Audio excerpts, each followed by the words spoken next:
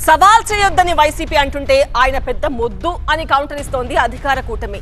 Demand పాతదే అయినా సవాల్ కొత్తది. దమ్ముంటే అసెంబ్లీకి రండి అంటూ కూటమి సవాల్ చేస్తే మీకు దమ్ముంటే ప్రతిపక్ష హోదా ఇవ్వాలని ప్రతి సవాల్ చేస్తున్నారు వైసీపీ నేతలు. ఏపీ అసెంబ్లీ సమావేశాలకు టైం దగ్గర పడే కొద్దీ అధికార విపక్షాల మధ్య డైలాగులు డైనమైట్లా పేలుతున్నాయి. అసెంబ్లీకి వైసీపీ హాజరుపై ఇరుపక్షాల మధ్య మాటల మంటలు రేగుతున్నాయి. ప్రతిపక్ష హోదా ఇస్తే అసెంబ్లీకి వస్తామంటూ మరోసారి చెప్పారు వైసీపీ నేతలు. ప్రతిపక్ష హోదా ఇచ్చే దమ్ము ప్రభుత్వానికి ఉందా అనే సవాల్ కూడా చేస్తున్నారు. అపోజిషన్ లీడర్ గా మాకు ఇవ్వకపోతే మేము అసెంబ్లీకి రామని చెప్పాం. ఎప్పటికీ రాము, బయటే తేల్చుకుంటాం.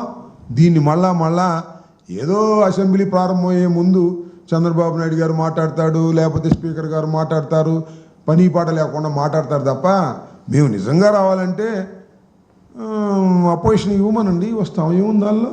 ఇవ్వచ్చు కదా. మరి దానికి దమ్ముంటే అది ఇవ్వచ్చుగా. దమ్ముంటే రండి అని అంటాం బదులు దమ్ముంటే ఇవ్వచ్చు కదా. మీరు అపోజిషన్ లీడర్గా జగన్మోహన్ రెడ్డి గారిని అది మాత్రం ఇవ్వరంట, మీరు రావాలంట.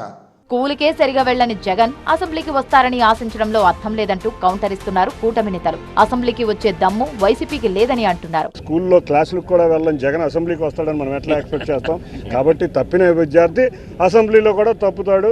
అతనికి మానసిక పరిస్థితి బాగోలేదు.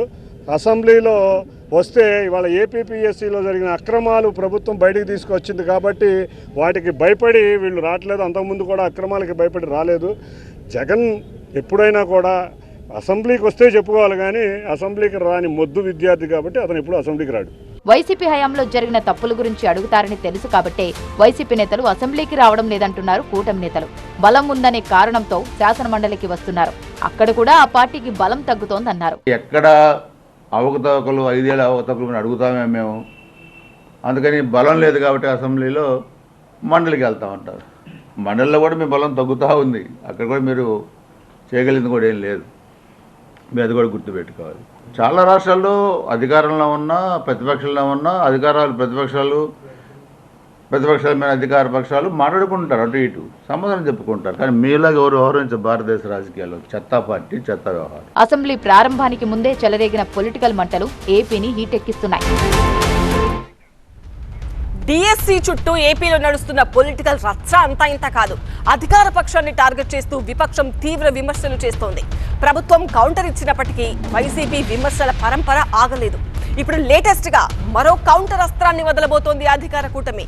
ఈ దెబ్బకు విపక్షం విలవిల్లాడిపోవాల్సిందే అంటోంది. ఇంతకీ కూటమి దగ్గరున్న అస్త్రం ఏంటి? కూటమి ప్రభుత్వం నిర్వహించిన మెగా డిఎస్సి పెద్ద దగా డిఎస్సి అంటూ కొన్ని నెలలుగా వైసీపీ రోడ్డెక్కి పోరాటం చేస్తోంది. ఆ మధ్య విమర్శలు, పోరాటాలతో హడావుడి చేసిన వైసీపీ ఆ తర్వాత సైలెంట్ అయిపోయింది.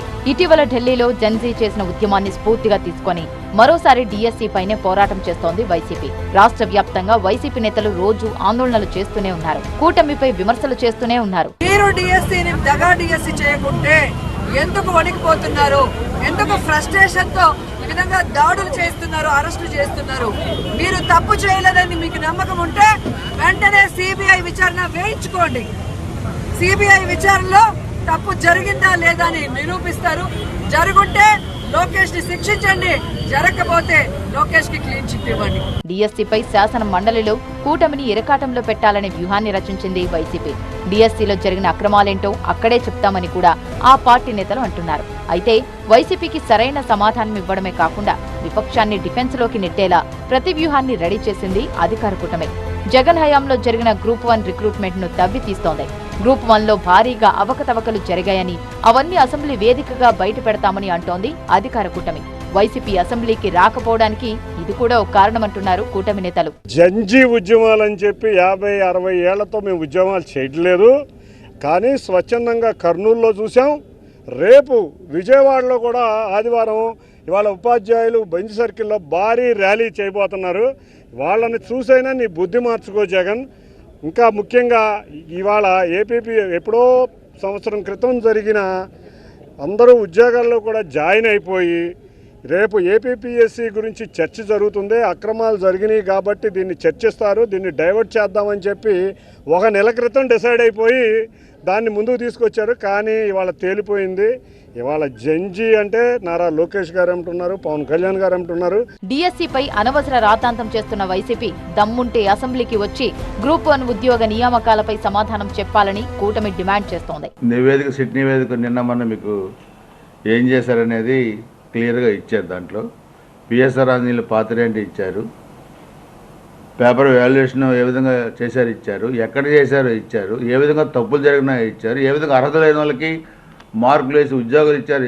దట్ ఈస్ సిట్ నివేదిక క్లియర్గా ఇచ్చారు. ఆ సిట్ నివేదిక మీద రేపు మేము అసెంబ్లీలో డిస్కస్ చేస్తున్నాం. ఈ అవకతవకల మీద రేపు అసెంబ్లీలో దాని మీద వాళ్ళు ఏం తప్పులు చేశారనే దాని మీద మేమంతా కూడా దాని మీద వాళ్ళు 1949 ఏం తప్పులు చేశారు, మేమేం చేసాం 24 తర్వాత మేము ఎన్ని ఉద్యోగాలు ఇచ్చాము, ఎంత పారదర్శకంగా చేస్తామో మేము డిస్కస్ చేస్తాం. పరీక్షల నిర్వహణ, జవాబు పత్రాల మూల్యాంకనంలో నిబంధనలు పాటించలేదనే ఆరోపణలపై ప్రభుత్వం ఏర్పాటు చేసిన ప్రత్యేక దర్యాప్తు బృందం తుది నివేదికను హైకోర్టుకు సమర్పించింది. నీలం, నలుపు రంగు బాల్ పాయింట్ పెన్నులకు బదులు ఇతర ఇంకు పెన్నులు వాడటమే కాకుండా ఇష్టానుసారం జవాబు పత్రాల్లో మార్పులు చేయడంతో కొందరు అభ్యర్థులకు మార్కులు తగ్గాయని సిట్ నివేదిక ఇచ్చింది. అవకతవకల కారణంగా కొందరు అభ్యర్థులు ఉద్యోగాలు కోల్పోయారని కూడా సిట్ విచారణలో తేలింది. ఈ అంశాలని అసెంబ్లీలో ప్రస్తావించబోతోంది అధికార పక్షం.